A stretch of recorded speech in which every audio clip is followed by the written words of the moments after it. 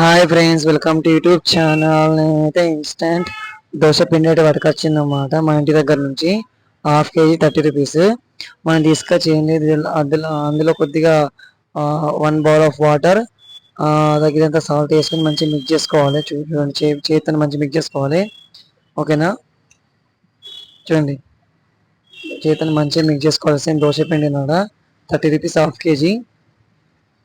Just water salt కలిపి వేసుకోవడం అనమాట. ఓకేనా, అట్లా కలిపేసి 10 నిమిషాలు పెట్టాలి.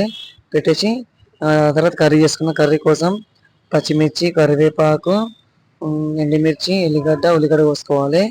ఓకేనా, చూపించిన చిన్న చిన్న ముక్కలు కోసుకొని ఆలుగడ్డ అయితే బాయిల్ చేసి పెట్టుకుని పొట్టు తీసేసిన తర్వాత ప్యాన్ తీసుకొని కర్రీ కోసం కడాయి తీసుకొని కడాయిలో నూనె వేసి అందులో ఆవాలు, జీలకర్ర, ఆ తర్వాత అల్లము,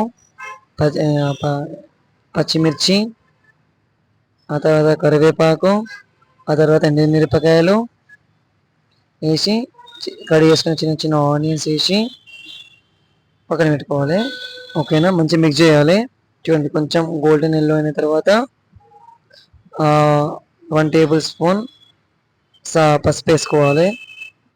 తర్వాత సాల్ట్ వేసుకోవాలి. తర్వాత కారము, ధనియా పౌడర్ వేసి మంచిగా మిక్స్ చేసుకోవాలి.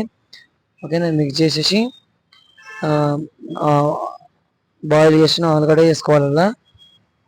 ఓకేనా, వేసుకున్న తర్వాత మంచిగా మిక్స్ చేసుకోవాలి. చూడండి, కర్రీ అయితే రెడీ అయిపోయింది.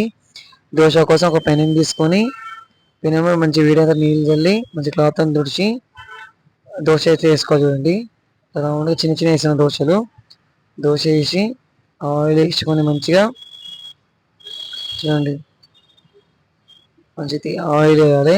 ఇదైతే ఫస్ట్ దోశ కాబట్టి తీసి పక్కన పెట్టేసిన. ఓకేనా, చూడండి, మంచిగా అయింది. తర్వాత సేమ్ ఇంకో దోశ కూడా వేసి అందులో మంచి చేసి పెట్టుకున్న ఆలు కర్రీ వేసి చిన్న చిన్న కట్ చేసిన ఆనియన్స్ ముక్కలు కూడా వేసిన. సేమ్ మన హోటల్ స్టైల్ అనమాట. ఆ తర్వాత ఫస్ట్ నేను సాంబార్ వేసుకున్నా, టమాటా చట్నీ వేసిన. వీడియో పెట్టిన టైం లేక. ఓకేనా, please like, share, subscribe for more videos. Bye.